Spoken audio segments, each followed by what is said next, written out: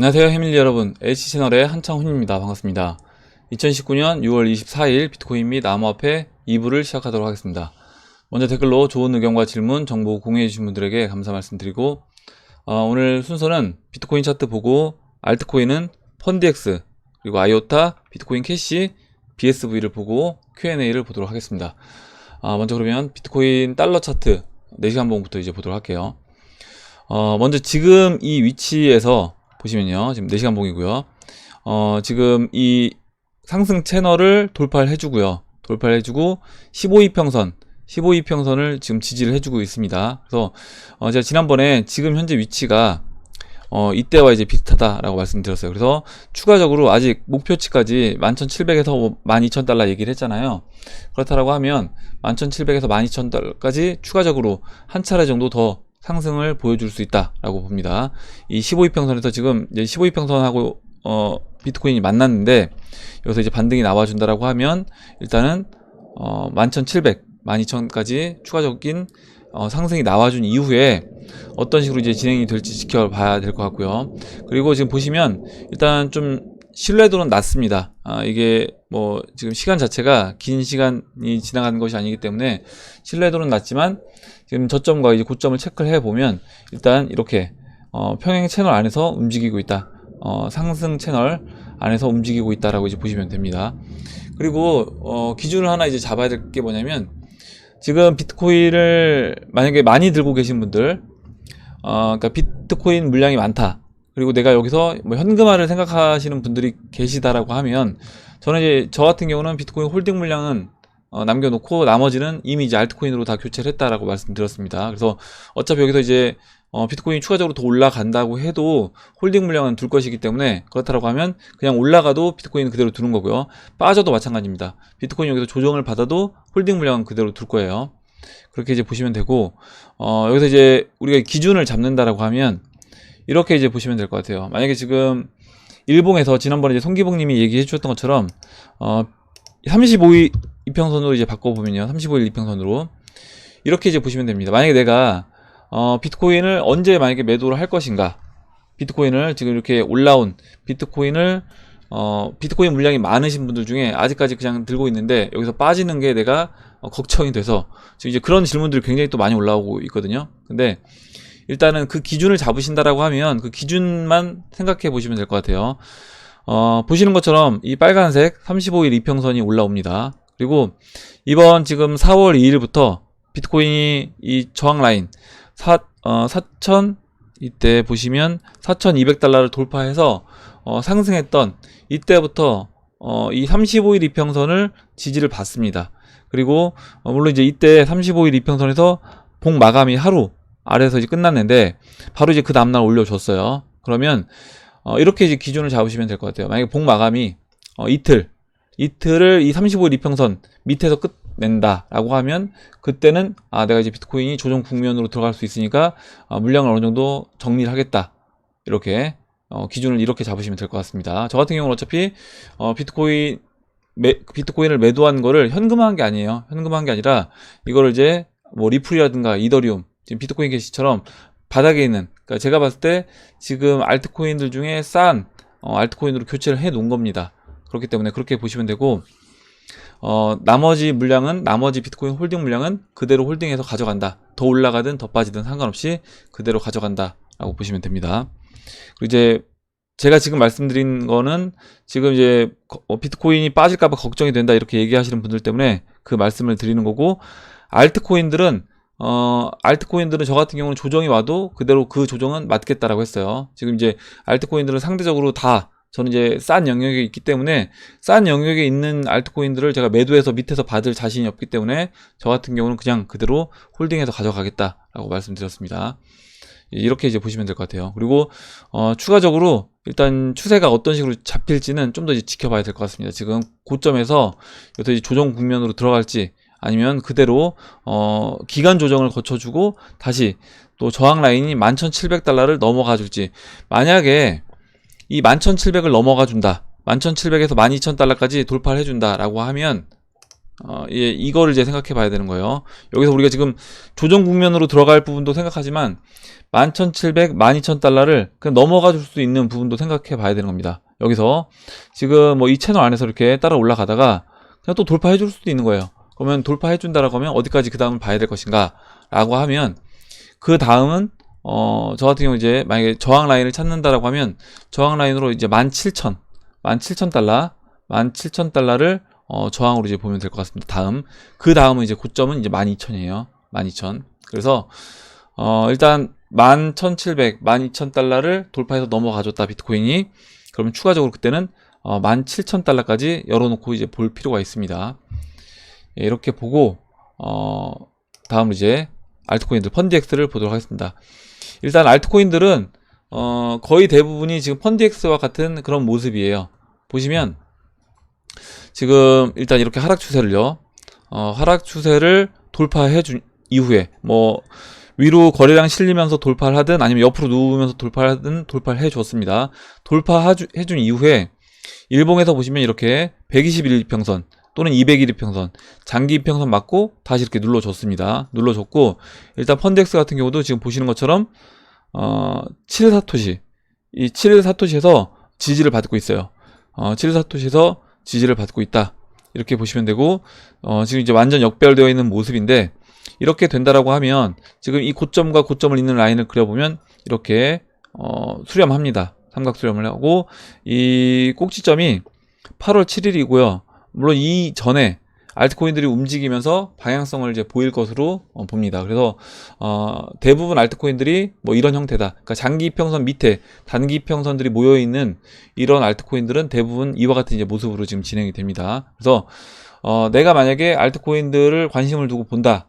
어떤 알트코인을 살 것인가라고 하면 일단은 제가 이제 말씀드리는 거 저점을 꾸준히 높이는 거 BTC 마켓에서 저점을 높이는 알트코인들이 저는 이제 좋다라고 봅니다. 그리고 만약에 공부를 하셔서 그러니까 일단 총 어느 정도 상위권 안에 있는 코인들은 그런 부분에서 어느 정도 검증이 되는 건데 만약에 뭐 30위권 바깥에 있는 코인들 중에서 여러분들이 고르신다라고 하면 어느 정도 공부를 해 보신 다음에 로드맵대로 실제로 얘네가 진행을 하고 있는지 개발을 잘 하고 있는지 그런 부분도 체크를 하시고 그 다음에 이왕이면 BTC 마켓에서 저점을 높이는 종목들로 선택을 하시면 될 것 같은데 일단 펀드엑스 같은 경우는 지금 2018년도 저점보다는 2019년도 저점이 내려왔습니다.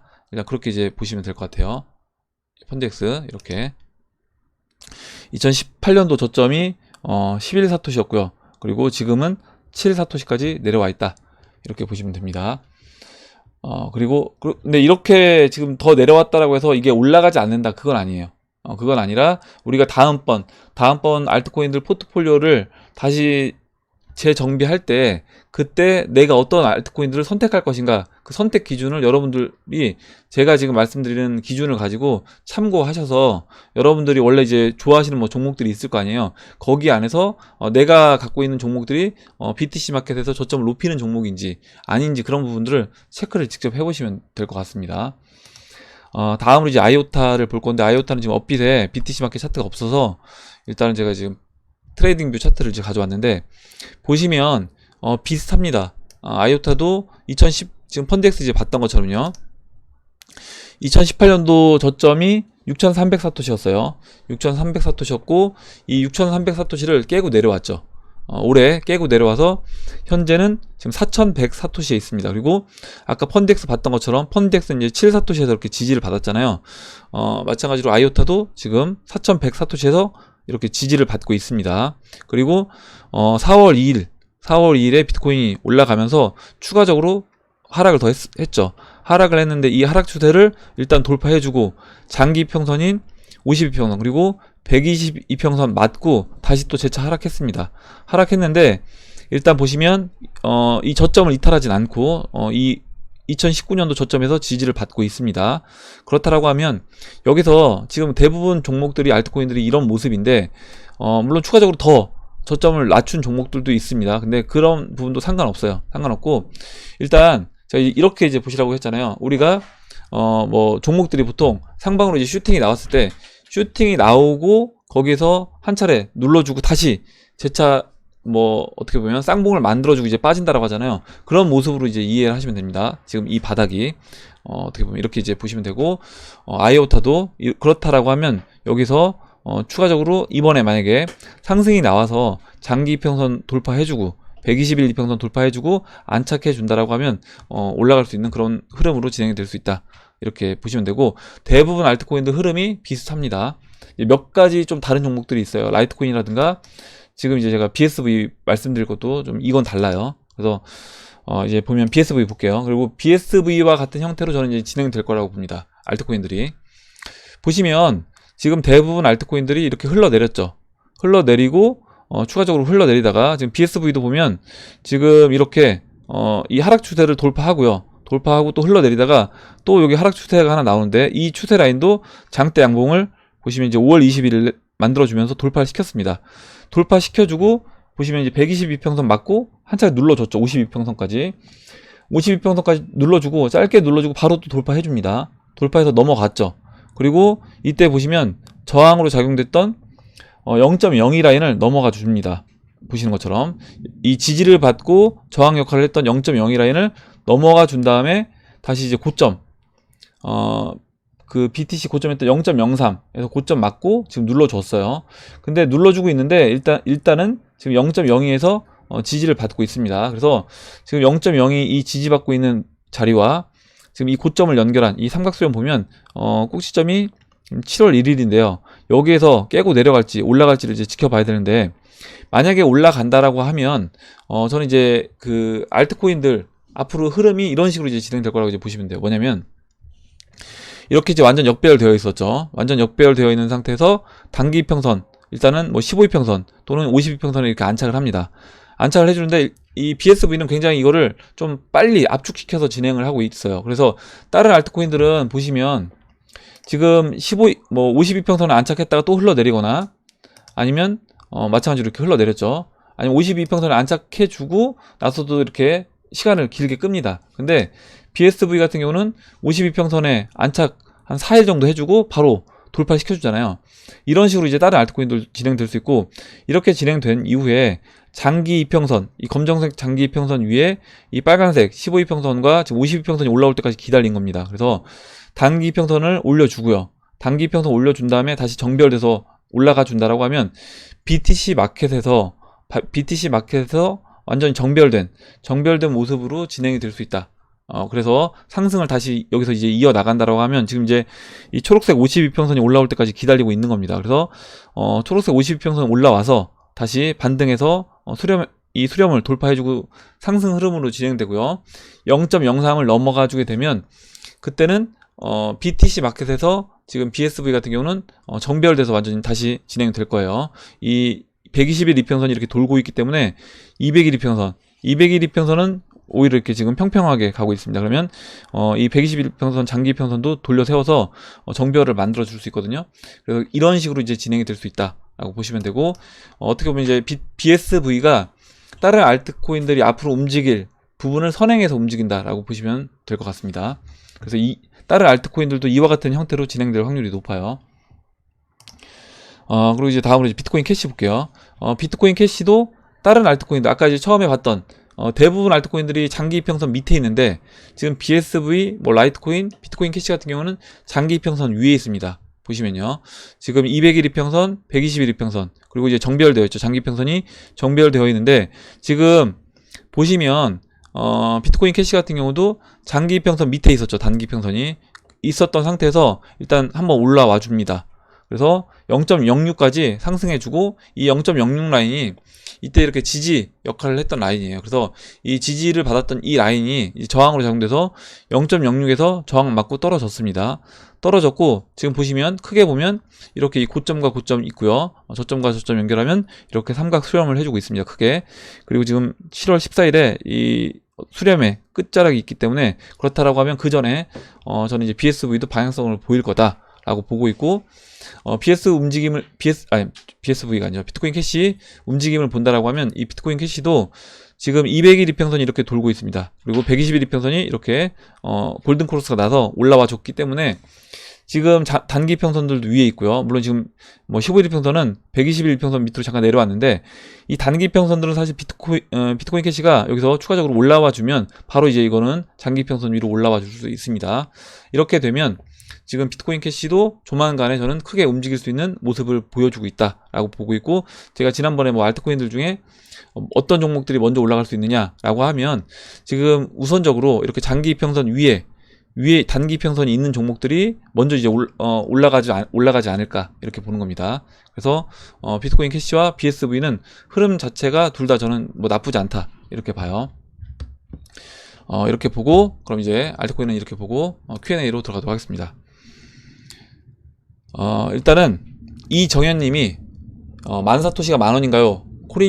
코린이라서요, 이렇게 물어보셨고, 지금 CJ님이 지금 최근에 신규 구독자분들이 늘어나면서 지금 사토시 개념이라든가 아니면 뭐 사토시 BTC에서 사야 되는 게 낫냐, 원화에서 사야 되는 게 낫냐, 이런 질문들이 이제 굉장히 많이 올라오고 있는데, 일단은 예전 영상들을 좀 보실 필요가 있습니다. 예전 영상들. 그래서 최근 신규 구독자분들께서는 예전 영상들 좀 이제 보시고, 제가 지금 예전 영상들 반복되는 질문들 정리하고 있긴 한데, 한번 이제 보세요. 보시고 제가 이제 따로 이런 부분들도 정리를 하도록 하겠습니다. 추가적으로 정리를 하도록 하고, 일단 또 사토시 개념 물어보시는 분들이 이제 많으니까 CJ님이 굉장히 이제 잘 댓글을 달아주셨어요. 제가 그래서 이 내용은 제가 오늘 일단 이 내용이 어딨냐면 6월 23일 2부 다 때가 있다, 이 영상 밑에 CJ님이 댓글을 달아주셨는데, 여기 이제 가서 보셔도 되고, 제가 오늘 설명란에 아니면 또는 이제 댓글란에 이 내용을 다시 한번 붙여서 볼 테니까, 최근 이제 신규 구독자분들은 이 내용을 꼭 이제 읽어보시기 바랍니다. CJ님이 작성해주신 이 내용을 꼭 한번 보세요. 다음 보도록 하겠습니다. 다음으로 YH린님이 써주신 내용 보겠습니다. 잠시만요.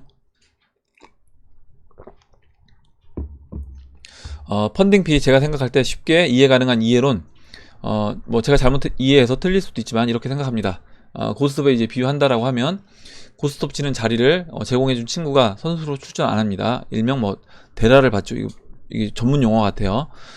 다른 사람이 이번 판에 대라 1000원이든가, 기분에 따라 딴 금액에 따라 다르긴 하지만 자율적으로 주긴 하지만 대라 결국 판이 끝나고 물어보면 전부 돈 잃었다 하는데, 돈 딴 사람은 대라꾼, 방 제공한 사람이 수익이 난다. 그래서 이게 펀딩피에 비유하면 되지 않을까 생각합니다.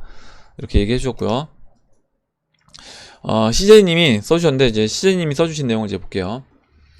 대라가 아마도 수고비인 것 같은데요. 그렇다라고 하면 거래 수수료 대라인 것 같고요. 그러니까 그 수수료가 대라다. 펀딩피는 일종의 보상 개념에 가깝다. 이건 누가 봐도 상승장이야. 그래서 다들 롱만 치려고 한다라고 하면, 그렇다라고 하면 거래소에선 고객들 롱 포지션을 잡아주느라 평소보다 고생이 더 많겠죠.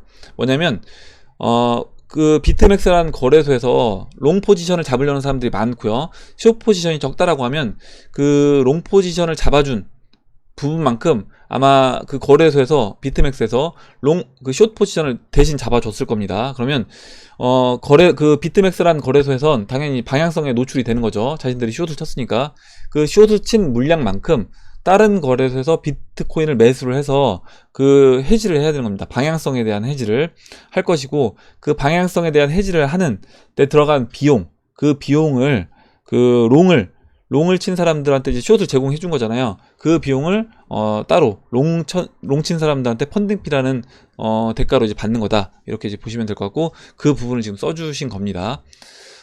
굉장히 좀 쉽게 설명을 해주셔서 제가 읽어봤어요. 그래서 평소보다 이제 고생이 더 많고, 이때 누가 숏 포지션 취해주면 얼마나 고맙겠어요. 언니 뽀찌 많이 드삼, 원래는 0.1% 주는 건데 특별히 더 챙겨줄게, 뭐 이런 메커니즘이죠. 그래서 숏을 치는 사람들한테 약간의 그 롱 포지션 취하는 사람들한테 일정 부분 펀딩피 받은 거에서 뭐 숏 치는 사람들한테 추가로 뭐 주나 봅니다. 이 부분은 정확하게 비트맥스 구조를 모르겠는데 일단은 뭐 이렇게 써주셨어요. 그래서 일단은 좀 더 비중이 많은 그 포지션에 따라서 거기에 대해서 펀딩피를 추가적으로 더 받는다라고 보시면 되고, 일단 지금은 그 롱숏 레이쇼를 보면 숏이 좀 더 많습니다. 현재는 숏이 조금 더 많아요. 예, 이렇게 보고 다음 보도록 하겠습니다. 다음으로요, 용신원님이 써주신 내용 보겠습니다. 용신우님, 비트코인 캐시 차트 분석드립니다. 그리고 카트리님도 부탁드린다 얘기해 주셔서 이제 비트코인 캐시 하고 이제 BSV 차트 같이 봤습니다. 다음 볼게요. 다음으로 박대건님이 사토시 단위를 원화로 바꿔 알 수 있나요? 사토시 개념이 잘 안 돼서 얼른 와닿지 않네요. 그래서 이제 액션 제이님도 써주셨고 고가자님도 이렇게 써주셨고요. 여러분들이 이제 슈운 기파님도 써주셨는데 일단은 사토시 개념에 대해서 공부를 하셔야 됩니다. 제가 이제 BTC 마켓에서 이제 이야기를 하니까 또 신규 구독자분들 중에 알아듣기 쉽게 원화 그리고 이제 달러 시장에서 최소한 달러 시장에서 얘기해야 되지 않냐 이렇게 얘기를 해주시는데 저도 당연히 한국 사람이니까 원화에서 얘기하는 게 저도 편합니다. 저도 사토시로 얘기하는 것보다 원화에서 얘기하는 게 편한데 그러면 그렇게 직관적으로 딱 이해하는 게 원화 마켓이 편함에도 불구하고 제가 사토시로 얘기를 하게 되면 당연히 이유가 있겠죠. 이유가 있는 겁니다. 그래서 그 부분을 한번 생각해 보시면 될 것 같아요. 뭐냐면 지금 우리가 원화 마켓에서 차트를 알트코인들을 설명하게 되면 내가 고점이라든가 저점 파악하는데 쉽지가 않습니다. 그래서 만약에 그 원화 마켓으로 이해를 하게 되면 내가 생각했던 것보다 더 올라갈 수 있어요. 근데 사토시 차트를 보게 되면 원래는 더 올라갈 자리가 분명히 있는데 원화 마켓으로 봐서 고점이라고 생각해서 매도를 했는데 원래 이제 그 BTC 마켓에서 봤을 땐 더 올라갈 자리가 있었던 거고 반대로 만약에 원화 차트에서는 내가 저점이라고 해서 매수를 했는데 차트를 보니까 사토시 차트에서는 빠질 자리가 더 있어서 추가적으로 더 빠지는 경우도 있습니다. 그러면 그런 부분도 체크를 해봐야 되고 이게 어찌됐든 BTC 마켓에서 꾸준히 성장해주는 그런 알트코인들을 우리가 선택을 해야 되기 때문에 BTC 마켓에서 보는 습관을 들일 필요가 있는 거예요. 알트코인들은. 그래서 좀 더 여러분들이 이해가 저도 처음에는 사토시 마켓 이해 안 됐습니다. 잠시만요. 그래서 뭐 저도 처음부터 당연히 이제 한국 사람이고 원화 기준으로 이제 보는 게 습관이 돼 있다 보니까 이거 사토시 이게 뭔가 BTC 마켓 잘 이해가 안 됐는데 저도 이제 계속 보다 보니까 지금 이제 눈에 들어오는 거고요.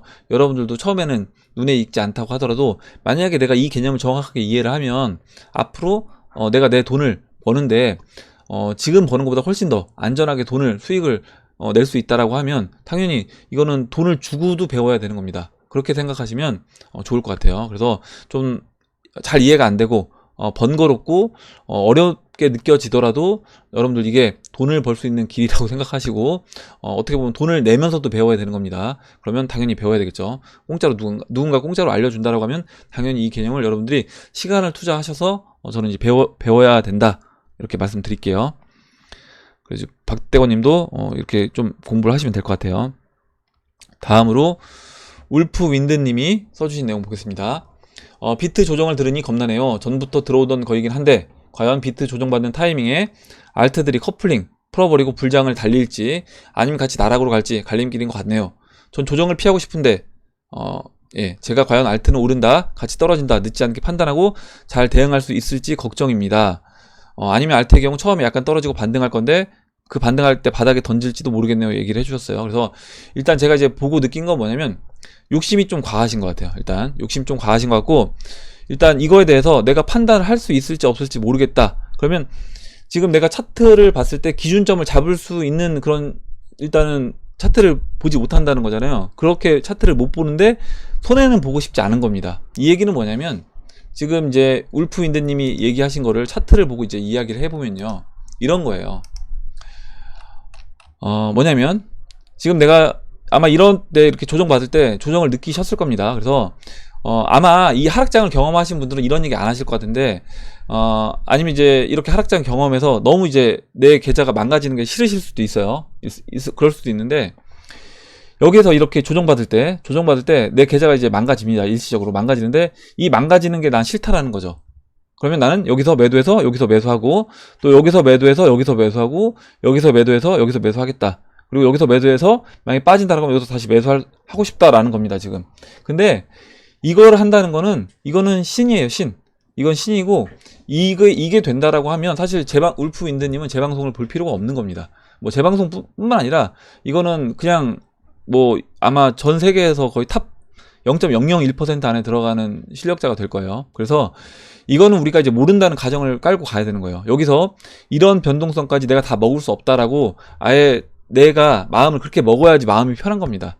그리고 지금 보시면 여기 밑에 잭 오븐트님이 잘 써주셨어요. 뭐냐면 먹고자 하는 건 수천 수만 %인데 30% 빠짐에 마음이 요동친다라고 하면 그냥 반절 뚝 떼서 넣어두시고 묵혀두세요. 절대 건들지 마시고 홀딩 물량 놔두고 나머지로 거래해 보세요. 이렇게 써주셨어요.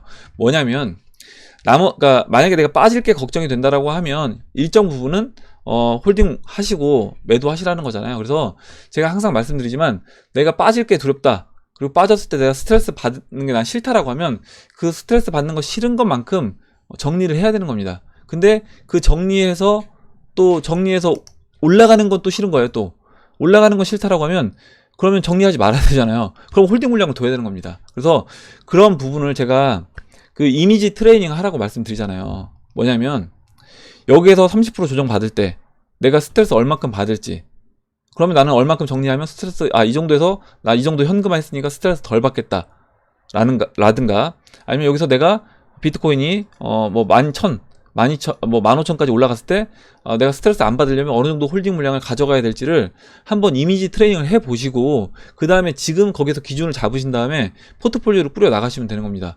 빠지는 게 스트레스가 심하신 분들 같은 경우 이거를 사람마다 다 다른 거예요. 저 같은 경우는 제가 여기서 만약에 제가 물량을 정리해서 현금화한 다음에 올라가면 그게 스트레스가 저는 더 큽니다. 그래서 저는 현금화 안 하는 거예요. 매도해서 비트코인도 알트코인으로 가져가는 거고, 이거는 사람마다 기준이 다 다르기 때문에 그 기준에 맞게끔 울프 윈드님도 만약에 내가 난 빠지는 게 스트레스가 심한 분이라고 하면 그러면 거기에서 스트레스 안 받을 만큼 현금화해서 현금 갖고 계시면 되는 거고요.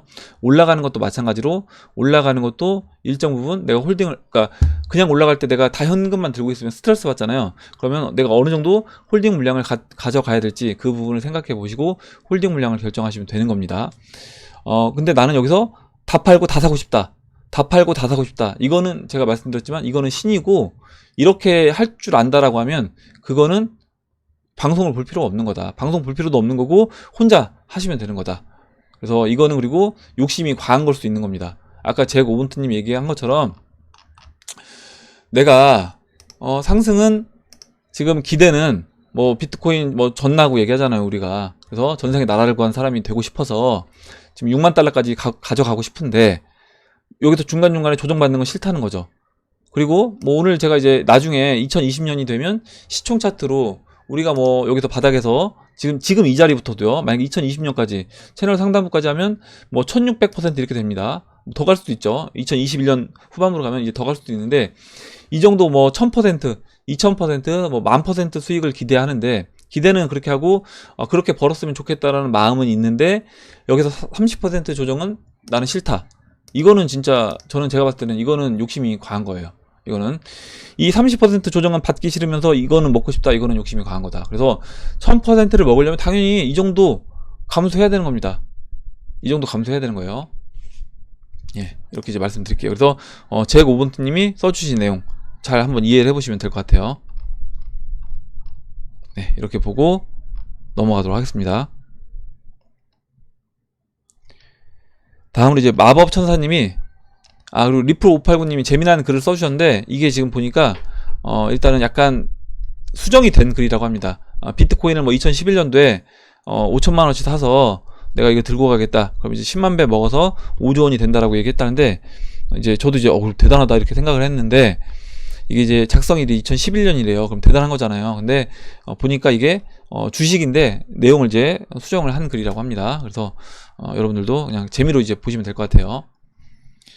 예. 그리고 다음으로 마법 천사님이 다 때가 있다. 언젠가 우리의 때도 오겠죠. 예, 맞습니다. 그러니까 뭐 알트코인들도 때가 있는 거고 전체적으로 시장 자체가 다 때가 있는 겁니다.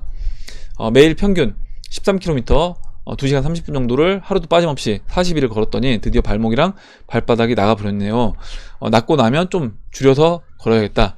그래서 뭐든 무리하면 탈이 나는 법인 것 같아요. 운동도 투자도 무리하지 맙시다. 이렇게 얘기해 줬고, 운동도 항상 내가 이제 적정하게 하는 게 이제 좋다라고 보고, 너무 이제 욕심이 과해서 내가 진짜 뭐 선수처럼 한다거나 아니면 원래 이제 평상시 하던 것보다 너무 무리해서 하게 되면 분명히 다칠 수가 있습니다. 그리고 다치게 되면 오히려 운동을 안 하는 이만 이제 못한 거예요. 그래서 저는 이제 운동을 안 하고 있긴 한데, 일단 되도록이면 운동을 여러분들 하시더라도 적절하게 하시고요. 너무 무리해서 하지 마시고, 투자도 지금 마찬가지라고 했잖아요. 그래서 투자도 무리해서 하면 탈이 날 수 있는 겁니다. 투자도 너무 이제 큰 레버리지를 쓴다거나, 아니면 내가 이제 뭐 단기 트레이딩 너무 이제 심하게 한다거나 하면 이게 이제 탈이 날 수 있다. 이런 부분을 써주셨기 때문에 같이 한번 읽어봤습니다.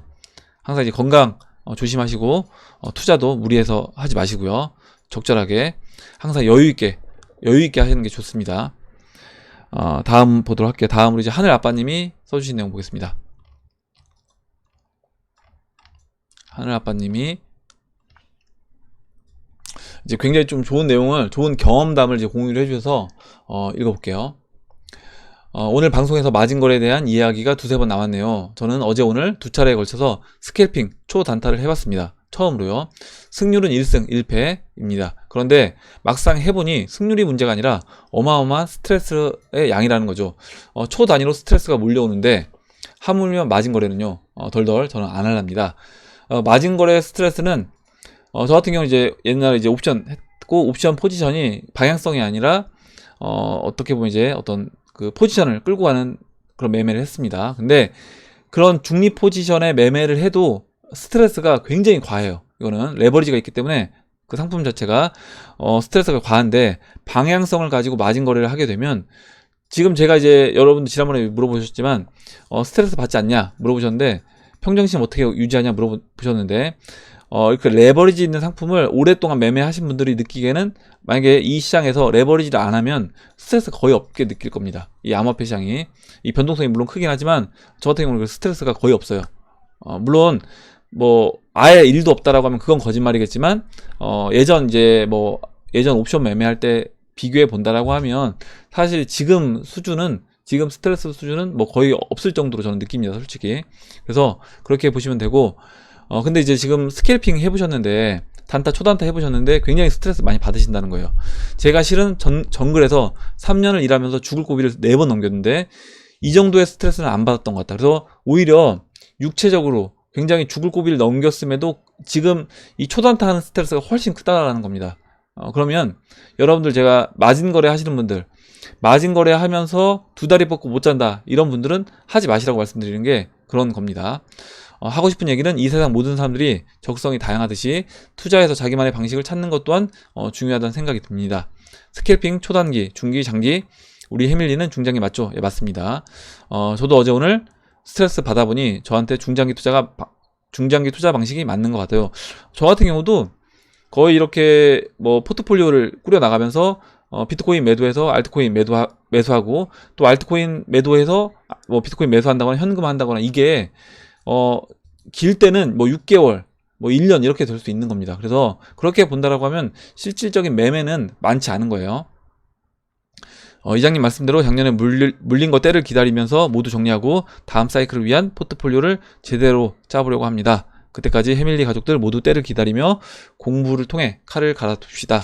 예, 그래서 맞아요. 중장기 다른 스타일이 틀리거나 잘못된 거 절대 아닌데, 대부분의 개미들한테 중장기로 승부를 해야 승률이 높아지는 건데, 일단 혹하는 건 단기 트레이닝이 이 갭을 인지하면 좋을 건데, 내가 이번에 블룸버그 본사 갔다 왔다고 했잖아요. 거기서 20년간 TA 기술 분석만 한 트레이더의 발표를 들었는데요. 진짜 후덜덜 하더라고요. 거의 학문을 이루었다라고요. 아시겠지만 웬만한 트레이더들은 블룸버그 터미널을 이용하잖아요. 생각해 보세요. 천재 소리 듣는 트레이더 데려다가 원하는 정보를 마음껏 액세스할 수 있게 해주는데, 그런 언니하고 경쟁한다고 생각하니 중장기가 맞는 것 같다, 우리 개미들한테. 그래서 이렇게 완전히 풀 세팅 되어 있고 트레이딩에서 난다 긴다 하는 애들 중에서 뽑은 사람들 앉혀놓고 걔네들한테 정보 제공 풀로 해주면서 니들 트레이딩 하고 싶은 만큼 해봐라, 이렇게 하는 사람들하고 경쟁을 하는 겁니다, 단기 트레이딩을. 그러면 웬만한 실력 있지 않고서는 단기 트레이딩에서 살아남을 수 없다는 거예요. 그래서 물론 그런 사람들이 없다는 게 아닙니다. 그런 사람들 분명히 있고, 그런 사람들은 분명히 약간 타고난 감각이 있기 때문에, 내가 만약에 그런 사람이 아니라고 하고 내가 그런 정보 제공을 받으면서 트레이딩을 못한다라고 하면 하시면 안 된다라는 거고, 오히려 그럼 우리 같은 일반 사람들은 이렇게 중장기로 끌고 나가는 게 맞다라는 내용을 CJ님이 왜 우리가 중장기로 해야 되는지, 중장기로 왜 해야지 이 시장에서 살아남을 수 있는지 그 이유를 써주신 겁니다, 지금. 이렇게 보고 다음 보도록 할게요. 다음으로 예, 다음으로요. 조자영님이 써주신 내용 볼게요. 이장님 이번 불장 때 리플, 이더리움, 캐시 같은 알트코인들 매도하시면 매도했다고 방송에서 말씀 좀 해주실 수 있을까요? 이렇게 얘기해 주셨는데, 일단 제가 방송에서 제가 매매하는 건 다 말씀을 드립니다. 거의 대부분. 진짜 제가 봤을 때 이거는 뭐 비중이 제가 작기 때문에, 그리고 여러분들도 뭐 이거는 비중이 거의 없다라고 제가 판단돼서 뭐 말씀 안 드리는 거 빼고는 메이저 알트코인들 매매를 할 때는 다 말씀드려요. 그래서 제가 뭐 비트코인 매도해서 이더리움 매수했다. 지금 비트코인 매도해서 뭐 리플 매수했다. 제가 리플 뭐 6천 사토시부터 분할로 6천, 5천 사토시, 뭐 4천 사토시까지 분할로 쭉 매수했다라고 말씀드렸잖아요. 그리고 이더리움도 그다음에 이더리움도 0.033, 0.033 이때 매수를 했다라고 말씀드렸습니다. 그래서 이런 식으로 제가 비트코인 매도해서 뭐 비트코인 캐시, 비트코인 매도해서 리플 매수, 이거 다 말씀드렸고, 마찬가지로 제가 뭐 리플이라든가 뭐 이더리움이라든가 지난번에 이제 라이트코인 0.015 때 매도했다라고 말씀드렸습니다. 0.017, 0.015에서 매도했다라고 말씀드렸던 것처럼 매도를 하게 되면 말씀을 드릴 거예요. 그리고 그때 매도 기준을 말씀을 드릴 테니까 그 기준에 해당이 되면 그때는 여러분들도 좀 집중을 하셔서 그 해당 알트코인을 들고 계신 분들, 지난번에 제가 라이트코인 들고 계신 분들 좀 집중하시라고 말씀드렸잖아요. 그때는 내가 라이트코인 비중이 좀 있다라고 하면 집중을 해서 앞으로 한 2, 3일 정도는 봐야 되는 겁니다. 그래서 그때 여러분들도 같이 집중해서 이제 보시면 될 것 같아요. 지금은 뭐 이더리움, 리플, 뭐 비트코인 캐시는 지금은 그냥 신경 안 쓰셔도 되는 구간입니다. 지금 내가 그 포트폴리오에 비트코인, 캐시, 뭐 이더리움, 리플 갖고 있다라고 하면 지금은 그냥 홀딩해서 쭉 끌고 가면 되는 자리예요. 지금은. 다음으로 지금 라이프요 밸류님이 종종 코스피 차트 분석해주고 계시는데 코스닥도 짧게 분석해 주실 수 있는지 물어보셨고, 일단 제가 오늘 이제 코스피 차트는 열어놨는데 일단 코스피 차트 오늘 말씀드리고 다음에 코스닥도 이제 기회가 되면 말씀을 드리도록 할게요. 예, 잠시만요.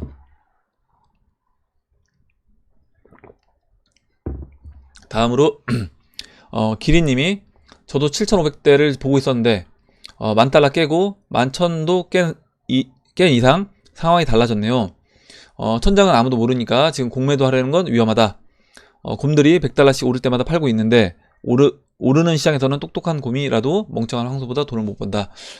웨이브 5번이 어디 있는지 예상하려고 하는 건 멍청한 짓일 수 있고, 꼭대기까지 찍은 후에 A까지 조정 오면 B에서 C까지 트레이더로서 돈 벌 기회가 있다. 그래서 오히려 이제 조정파동 때 트레이더로서 돈 벌 기회가 있다, 이렇게 써주신 거고요. 크게 20-30% 조정받는 건 챙기는 거임. 본인은 매수 기회를 보고 있는 중인데 8,000달러대에서 세일하면 그때 살 기회가 가장 좋은 걸로 보인다, 이렇게 얘기해 주셨고, 일단 비트코인 우리 이제 바닥에서 우리 샀던 물량들 홀딩 물량 가져가는 분들은 그냥 그대로 쭉 끌고 가시면 되는 겁니다. 그리고 지금 이제 기린님이 그려주신 차트를 보면요, 이렇게 차트를 그려주셨는데 지금 이렇게 조정을 받는다라고 하면 뭐 확대해서 이제 보면요, 예, 뭐 3파 이렇게 그려주신 것 같아요. 3파, 크게 3파, 4파, 그 다음에 5파 목표치를 12,400 이렇게 보신 것 같습니다. 일단은 여기로 보신 것 같고, 뭐 위까지 열어놓은 것 같다, 이렇게 얘기해 주신 것 같고, 지금 여기서 조정을 받는다라고 하면 뭐 A, B, C 조정 받고, C는 뭐 8,800달러. 그래서 아까 이제 얘기해 주셨던 것처럼 뭐 8,000달러까지 오게 되면 좋은 매수 자리가 될 수 있다, 이렇게 얘기해 주셨습니다. 이렇게 이제 보면 될 것 같아요. 다음 보도록 하겠습니다. 다음으로 코인 참수님이 써주신 내용 볼게요. 삼성 갤럭시 S10 미국 출시 뉴스에서 탑재된 지갑 중 레이븐이 있다 했는데, 레이븐 홀더라 깜짝 놀라 관심 있게 보니 레이븐이 아니라 리베인이래요. 리베인. 그래서 RV인, 제가 이제 이거를 레이븐으로 이제 읽었는데, 그래서 정정을 합니다. 이더리움 기반의 AI를 통해 걸러진 공정한 리뷰 플랫폼으로 토큰으로 보상을 해주는 프로젝트 리베인이다. 시총 100이 밑에 있는데 관심 가져봐도 될 듯 합니다. 얘기해 주셨고, 지금 시총을 보니까 118이더라고요. 그래서 이렇게 이런 것도 지금 그 지갑에 들어갔다, 이렇게 보시면 될 것 같아요. 일단은 제가 이제 레이븐이라고 얘기한 부분을 정정하려고 말씀을 드렸습니다. 이렇게 보고 다음 볼게요. 다음으로 쉬운 김파니님이 써주신 내용 보겠습니다. 에이다 기준으로 약 9,000 사토시가 전고점인데 매도 시점을 4,000부터 5,000, 6,000 이런 식으로 잡으시는 건 어느 정도 보수적 관점으로 매매하시려고 그렇게 기준을 잡으시는 거죠? 아니면 다른 이유도 있는 건가요? 이렇게 물어보셨고, 제가 이제 4,000 사토시로 잡으니까 또 어떤 분은 댓글을 뭐냐면, 야, 4,000 사토시가 과연 올 거냐? 그 가격이 너무 높은 거 아니냐 이렇게 이제 얘기해 주시는 분들도 계십니다. 그래서 일단 제가 그 4천 사토시를 잡은 이유는 지금 에이다가 이제 차트로 볼게요. 그냥 차트를 지금 열지 않았는데 바로 이제 보도록 하겠습니다. 에이다를 에이다 보면 에이다가 지금 이제 898 사토시잖아요. 지금 저점 찍고 898 사토시인데 여기서 제가 이제 4천 사토시를 얘기했습니다. 에이다 일봉에서 4천 사토시를 얘기를 했죠. 어제 4천 사토시 이 고점 4천 사토시가 이렇게 지지받고 저항 역할을 했던 라인이고요. 5천 사토시도 이제 보시면 이렇게 지지를 받았던 라인입니다. 그리고 그 다음에 뭐 6천도 이렇게 저항 역할을 했던 라인이고요. 물론 그 이상 추가적으로 뭐 거의 이제 9천 사토시까지 올라갔는데 제가 이제 어제 이렇게 말씀드리니까 어제였나요? 이렇게 말씀드리니까 야 4천 사토시 에이다 올 수 있냐? 또 이렇게 이제 얘기하시는 분들도 계시고요. 일단은 전 고점은 9천 사토시가 넘었습니다. 근데 제가 이제 4천 사토시를 잡은 이유는 이렇게 이제 보시면 되는 거예요. 지금 뭐 리플 같은 경우는 2만 사토시를 보고 있는데 그 2만 사토시가 지금 가격에서 한 4배에서 5배 되는 거고요. 지금 이제 에이다 같은 경우는 9천 사토시를 본다라고 하면 이제 10배잖아요. 지금 가격에서 10배가 넘습니다. 그래서 그렇게 보면 물론 이제 못 올라간다는 얘기는 아닙니다. 올라갈 수는 있는데 이번에 이제 대부분 알트코인들이 제가 봤을 땐 한 3배에서 5배 정도 BTC 마켓에서 한 3배에서 5배 정도가 적절한 상승분이라고 이제 본다라고 하면 에이다도 마찬가지로 지금 고점을 예측했을 때 2017년도 고점을 우리가 목표로 잡기보다는 2018년도 이 5월달 고점을 목표로 잡는 게 좀 적절하지 않겠냐. 그래서 이제 이렇게 가격을 잡았고요. 이렇게 이제 보시면 되고, 만약에 이 가격이 안 올 수 있는 겁니다. 물론 이제 이 가격이 오면 좋은 거고, 오면은 이때부터 이제 분할로 매도 관점으로 잡으시면 되는 거고, 물론 더 올라가서 뭐 4천, 5천, 6천 이렇게 가면 땡큐고요. 그리고 만약에 올라가지 않을 수도 있는 부분도 생각을 해 놓으셔야 된다라고 말씀드렸습니다. 그래서 그 부분은 다음에 만약에 4천을 목표로 잡았는데 뭐 한 3,600까지 왔는데 도미너스 차트가 지금 바닥을 찍고 있다, 아니면 채널 중반을 찍고 있다라고 하면 그때는 일정 부분 그냥 매도할 수 있는 겁니다. 그래서 그런 식으로 약간 융통성 있게 보시면 될 것 같아요. 예, 이렇게 보고 다음 보도록 할게요. 다음으로 리플 달려줘 님이 써주신 내용 보겠습니다.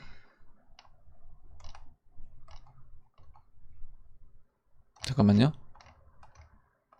다음으로 리플 달려줘 님이 써주신 내용이, 예, 일단은 제가 안 보여서, 여기 때가 있다, 정말 필요한 말이군요. 때도 불려야 쉽게 한 번에 많이 먹히듯이 기다려야겠네요. 잦은 매매가 불지도 않은 때를 미는 꼴이라는 것을 이제 알았네요.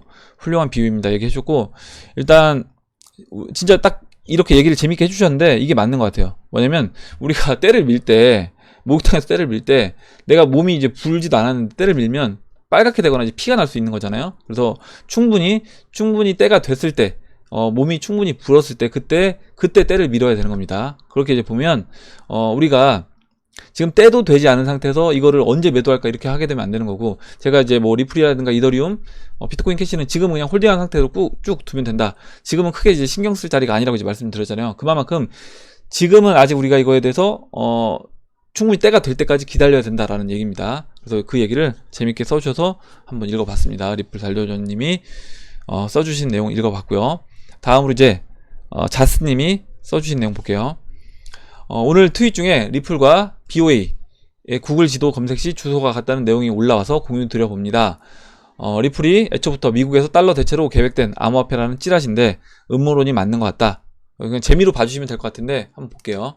이렇게 리플 주소지와 이 샌프란시스코 몽고메리 뭐 315번가 같아요. 그래서 뱅크 오브 아메리카 주소지가 같다. 뱅크 오브 아메리카 주소지가 같고, 그 다음에 여기 보시면 이 건물 보니까 이제 황미친 님이 써주셨는데 트럼프 소유의 빌딩이래요, 이게. 그래서 뭐 빌딩 소유주가 누군지는 모르겠는데 일단 트럼프가 소유한 이 빌딩에 리플과 뱅크 오브 아메리카가 다 들어가 있다. 아마 이제 보면 만약에 같은 이제 금융권 회사고 금융권 회사 이제 대표들이 같은 건물 안에 있다라고 하면 지나가다 이제 우연히 만나게 되면 뭐 같이 차를 한 잔 마시든지 이야기를 할 수 있을 것 같아요. 뭐 점심을 같이 하면서 이야기를 하든지 그러면 이제 당연히 또 그런 부분에서 또 같은 건물에 있으면 뭔가 오고 가는 얘기가 있을 것 같긴 합니다. 네, 이렇게 재미삼아 그냥 보면 될 것 같아요. 이 부분은 이렇게 보고 다음 보도록 하겠습니다. 다음으로 리플님이 써주신 내용 볼게요. 요즘 방송에서 비트만 가고 왜 알트는 왜 안 가냐 이렇게 이야기가 많은데 저의 지난 매매 내역을 통해 비트 알트 상승률을 점검해 보았습니다. 그래서 지난번에도 리플님이 제가 굉장히 모범적으로 포트폴리오를 끌고 가시고 매매도 트레이딩도 굉장히 이제 모범적으로 하고 계신다 이렇게 말씀드렸는데 진짜 딱 정확하게 지켜서 하고 계신 것 같아요. 그래서 굉장히 저도 이제 고맙게 생각합니다. 한번 읽어볼게요. 2017년 9월부터 매달 일정한 금액을 비트 리플 위주로 2019년 5월까지 꾸준하게 매수를 해오셨대요. 그래서 제가 우리가 하락장 때 여러분들 하락장 때 어떤 분들은 빠진다고 매수를 안 하신 분들이 있습니다. 2018년도 말 그리고 2019년도 초에 제가 돈이 없어도 담배값 5,000원이라도 아껴서 내가 리플을 사자라고 말씀드렸잖아요. 뭐 비트코인도 마찬가지고 내가 돈이 조금이라도 생기면 그 돈들을 매일매일 좀씩 사자라고 말씀드렸습니다. 그래서 그때 그렇게 꾸준히 쭉 매수를 해 오셨대요. 리플님은 그러니까 굉장히 이제 잘하신 거고 그리고 2019년 5월 9일 그러니까 올해 5월 9일에 비트와 리플의 비중을 줄이고 비트 40, 리플 60을 비중을 줄이셨대요. 이것도 굉장히 잘하신 겁니다. 그래서 보시면 리플 30%, 비트코인 캐시 30%, 이더리움 20%, 그리고 비트를 10%, 그러니까 비트를 30%를 팔아서 비트를 바꾼 겁니다. 그리고 리플도 비중을 좀 줄이신 거예요. 줄이셔서 아니면 이제 비트가 올라왔기 때문에 아마 비중 자체가 비트 비중이 많아질 수 있었을 겁니다. 그래서 그 많아진 비트 비중을 줄여서 10%로 맞추고 그걸 가지고 이제 비트코인 캐시와 이더리움, 이오스를 사신 거예요. 교차 매매를 통해서 포트폴리오를 재정비했습니다. 그래서 2019년 5월 9일부터 현재까지 매매는 없었고 각 보유 종목의 상승률을 비교해 보았습니다. 굉장히 모범적인데 저도 이제 여러분들이 꼭 이렇게 해주셨으면 좋겠어요. 비트가 71.8% 올라왔다. 그러니까 10%로 비중을 줄인 비트코인이 여기서 71% 올라왔다라고 얘기를 합니다. 그러면 대략 뭐 한 지금부터 본다라고 하면 아마 뭐 5월 9일이니까 한번 볼까요? 5월 9일 비트코인 언제 교체를 하신 건지 비트코인 5월 9일이니까요. 5월 9일이니까 이때 이제 교체하신 거예요. 이때 한 차례 비트코인 크게 상승했을 때 이때 비트코인을 이때 교체하신 거네요. 이때 7,000달러까지 올라왔을 때 이때 비트코인을 매도를 해서 알트코인으로 교체를 한 겁니다. 이렇게 그러니까 잘 하셨고 상승률을 이제 비교해 보면 이때 비트코인은 7,000달러에서 추가적으로 더 올라와서 71.8% 올라왔고요. 리플도 BTC 마켓에선 빠졌지만 보시면 원화 마켓, 달러 마켓에선 54.3% 올라온 겁니다. 그 5월 9일 기준으로요. 그리고 비트코인 캐시도 61.9% 상승을 했고 이더리움 같은 경우는 76.5% 그래서 비트코인보다 오히려 조금 더 올라왔다. 이오스는 이제 좀 약간 부진한데 46.7% 상승을 했다라는 겁니다. 그래서 보면 비트가 타 종목에서 많이 상승한 것은 맞으나 이더가 비트보다 상승률이 오히려 높은 부분도 있다. 위 기간 동안의 비트의 상승률은 71.8%이고 나머지 알트코인들의 평균 상승률은 59.8%네요. 따라서 비트가 메이저 알트에 비해서 12% 정도 더 상승한 것이지 비트만 간다는 이야기는 맞지 않는 듯 합니다. 비트 도미넌스도 상단에 와 있고 BTC 마켓에서 알트들이 바닥에 와 있으니 알트의 반란을 예상해 봅니다. 그래서 굉장히 투자를 지금 제가 원하는 방향대로 제대로 지금 해주고 계십니다. 그래서 꾸준히 분할 매수를 꾸준히 해오셨고 그리고 꾸준히 분할 매수를 해오신 다음에 이렇게 적절할 때 지난번에 저 닉네임이 생각 안 나는데 그때 구독자분께서 그분은 이제 매도를 일정 부분 현금화해서 또 가족들하고 이제 식사도 맛있는 것도 먹고 그렇게 하셨다고 했잖아요. 그래서 그렇게 하셔도 좋은 겁니다. 그래서 욕심 좀 줄이시고 그렇게 하시는 게 우리가 일상에서 좀 더 여유롭게 막 내가 끝까지 다 먹고 이거 빠지는 것까지 다 먹고 또 올라갈 때 다 먹고 이거는 욕심이고 이렇게 하게 되면 오히려 스트레스를 받는 거예요. 너무. 그래서 제가 말씀드린 게 뭐냐면 욕심을 좀 줄이면 오히려 마음이 편한 겁니다. 빠지면 현금 들고 있는 부분에서 내가 좀 싸게 살 수 있다. 그럼 땡큐인 거고요. 올라가면 내가 홀딩한 물량이 좋아지니까 땡큐 이렇게 해야지. 내가 빠질 때는 내가 갖고 있는 비트코인이 줄어들어서 스트레스, 올라갈 때는 내가 현금화한 거가 현금화해서 또 스트레스, 이렇게 되면 이 시장에 있는 게 스트레스입니다. 그러면 오히려 이 시장에서 길게 못 가는 거예요. 그래서 항상 이 우리가 암호화폐 시장에 참여한 우리가 항상 행복하게 좀 즐겁게 투자를 끌고 나가려고 하면 내가 어떻게 마음가짐을 먹어야 될 건지 그 부분을 한번 생각해 보시면 될 것 같고요. 지금 리플님처럼 포트폴리오 꾸준히 분할 매수하시고 포트폴리오도 적절하게 매매도 많이 안 하시잖아요. 딱 5월 9일에 한번 딱 매매하시고 그대로 이제 끌고 가시는 겁니다. 그러면 지금 이제 언제 매매하시면 되냐면 나중에 리플하고 비트코인 캐시, 이더리움, 이오스 이 알트코인들이 충분히 상승했을 때 비트코인 10%는 그냥 홀딩하면 되는 거예요. 매도할 필요 없는 겁니다. 제가 봤을 때 그냥 홀딩해서 쭉 가져가시면 되는 거고 나머지 알트코인들이 충분히 상승했을 때 이거를 매도를 하시면 되는 겁니다. 매도를 해서 현금화 그리고 일정 부분 비트화 하시면 되는 겁니다. 그래서 그것만 적절할 때 제가 이제 방송에서 말씀드릴 때 그때 이제 그리고 리플님이 정해놓은 기준에 올라왔을 때 그때 하시면 될 것 같아요. 그래서 굉장히 이제 지금 이거를 많은 분들이 이제 보고 좋아요를 좀 많이 눌러주셨으면 좋겠는데 이게 굉장히 지금 중요한 내용을 써주셨고 이렇게 이제 하셔야 됩니다. 여러분들도 네 이렇게 보고 이 댓글이 리플님이 쓰신 댓글이 6월 23일 2부에 있습니다. 이것도 꼭 다시 한번 여러분들 꼭 공부를 하시면 좋을 것 같아요. 내용을 다음 보도록 하겠습니다. 다음으로 이제 강 회장님이 써주신 내용 보겠습니다. 강 회장님이 예, 잠시만요.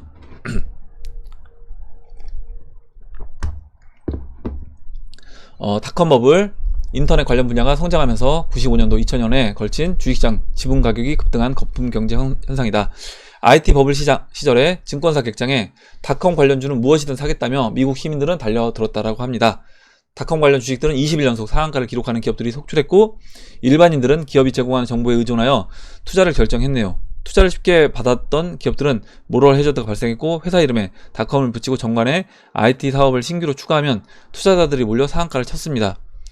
이 시기엔 주식 수합, 해외 투자 등의 명목으로 불특정 다수의 투자자들을 모아 수금하는 폰지 사기나 유사 투자 자문업들이 활발한 활동이 이어졌습니다. 그래서 신규 ICO 등장과 닷컴 기업들의 이전 행보가 비슷하다길래 얼마나 비슷한가 보니 똑같네요. 얘기를 해주셨고요.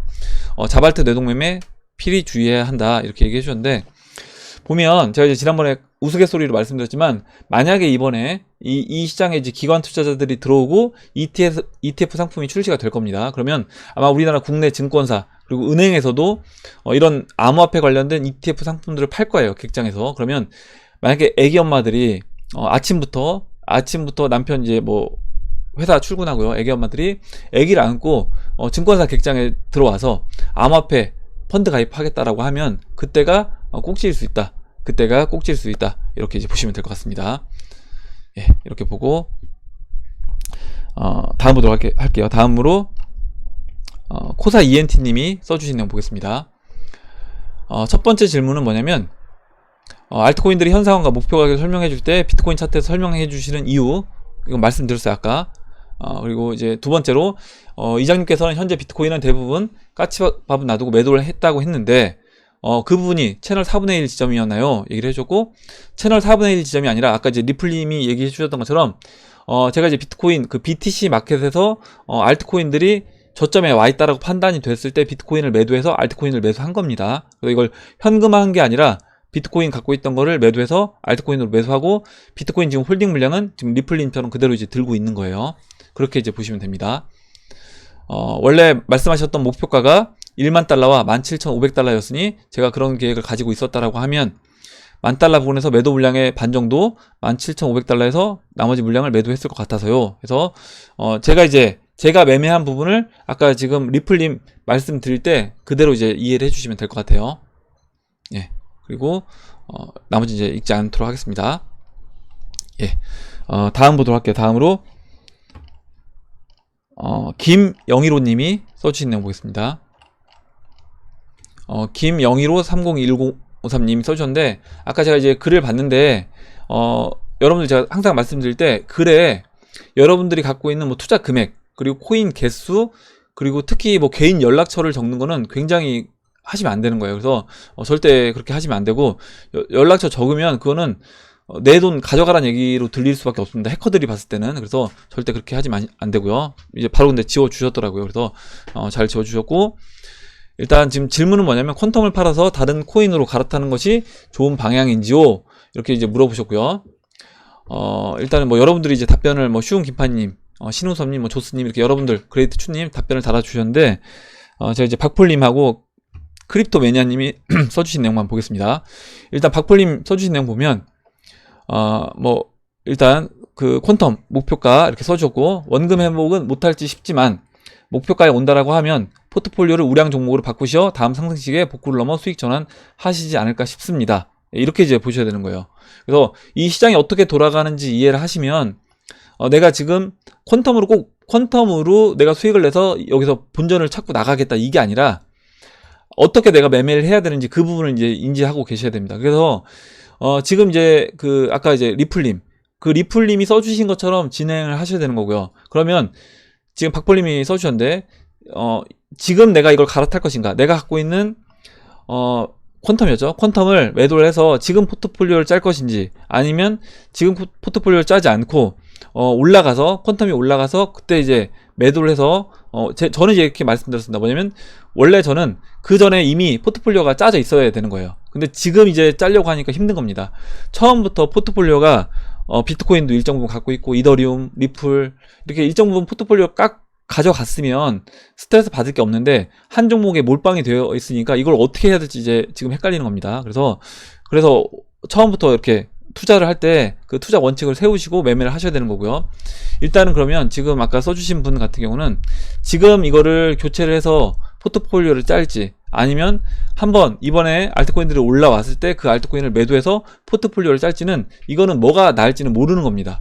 무슨 얘기냐면 퀀텀이 내가 지금 포트폴리오를 지금 바꿔서 짜서 올라가는 게 내가 좋을지 아니면 퀀텀으로 올라가서 그때 이제 현금 한 다음에 포트폴리오 짜는 게 좋을지는 모르는 거고 그거는 이제 결정을 해야 되는 겁니다. 어찌됐든 지금 알트코인으로 만약에 지금 정리를 한다라고 하면 퀀텀을 매도해서 포트폴리오를 짠다라고 하면 아까 리플님이 짰던 그 포트폴리오를 참고하셔서 그렇게 짜시면 돼요. 그렇게 짜시면 되고 저도 이제 그런 비중으로 갖고 있습니다.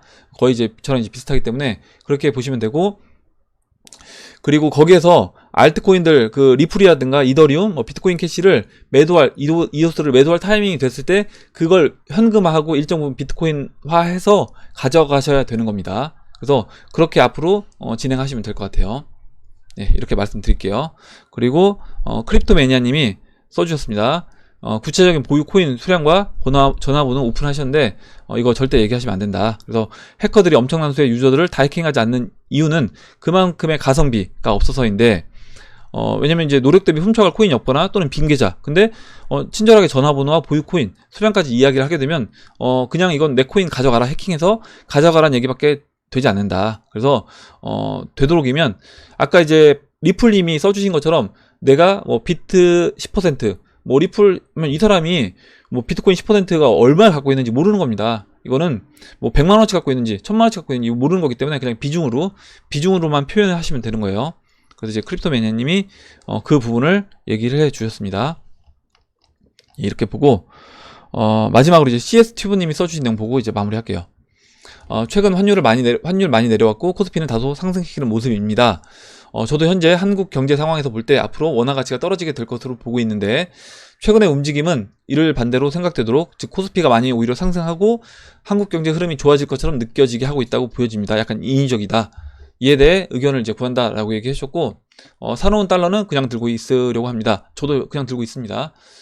그리고 이제 비중 자체가 일단 달러라든가 이런 거는 제가 이제 필요한 만큼만 이제 가져가기 때문에 암호화폐 비중이 제일 많기 때문에 이제 그냥 가져가시면 될 것 같아요. 코스피 차트를 잠깐 보면요. 일단 지금 단기적으로 이제 보면 이렇게요. 지금 이제 올라오긴 했는데 지금 보시는 것처럼 주봉에서 이 20주가 이제 지금 꺾여서 내려오고 50주 이렇게 데드크로스 나는 상태에서 이제 반등을 했는데 여기서 저는 오히려 맞고 떨어질 자리다 이렇게 보고 있습니다. 그래서 지금 여기가 매수 자리로 보이진 않아요. 이거 흘러내릴 것처럼 보이고 전체적인 큰 그림에서 봐도 보시면 일단 코스피 같은 경우는 보시는 것처럼 IMF 때 이 자리 그리고 서프라임 때 이 자리 그리고 2015년도에 이 자리를 깨고 내려왔죠. 깨고 내려온 다음에 반등을 했습니다. 반등을 해서 2018년도에 여기서 맞고 떨어진 거예요. 지금 떨어졌기 때문에 그러면 저는 이번에 코스피 같은 경우는 채널 바닥까지 내려올 수 있다. 그래서 채널 바닥인 일단은 1100포인트 정도까지 내려올 수 있다라고 보고 있고 이거는 물론 이제 원달러는 올라왔다가 지금 빠지고 있는데 이거는 이미 돌파가 됐기 때문에 눌림목이라고 눌림목으로 보고 있고, 그리고 금차트가 중요 저항 라인을 돌파했다는 건 위험 자산인 코스피는 앞으로 이제 빠질 일이 남지 않았나 이렇게 생각을 합니다. 예, 그리고 이제 여기까지 하도록 할게요. 그리고 마지막으로 지금 이제 댓글에 여러분들이 지금 기부 참여 하겠다, 사회 참여하겠다, 기부 참여하겠다라고 많은 분들이 이제 써주셨습니다. 다시 한번 이제 와사비님이 써주신 부분에 그 댓글에 밑에 써주시진 않으셨는데 따로 이게 직접 작성을 해주셨어요. 나도 이제 기부 참여하겠다고 많은 분들이 뭐 오연님도 그렇고요. 또 이렇게 작성을 해주셔서 다시 한번 이제 감사드리고, 제가 다 그분들 뭐 기부 참여하는 분들 다 이제 말씀드리진 않겠지만 일단 참여하겠다고 말씀해 주신 분들한테 다시 한번 감사드립니다. 예, 오늘 여기까지 하도록 하겠습니다. 오늘 나온 얘기들 중에 여러분들 궁금하신 거, 또 의견, 같이 이야기하고 싶은 정보 있으시면 정보를 공유해 주시면 같이 이야기해보는 시간을 가져보도록 하겠습니다.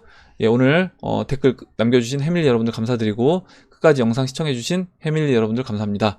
예, 그럼 이상으로 영상을 마치도록 하고, 영상이 도움이 되셨다면 좋아요와 구독 버튼, 그리고 알림종 버튼을 눌러주세요. 감사합니다.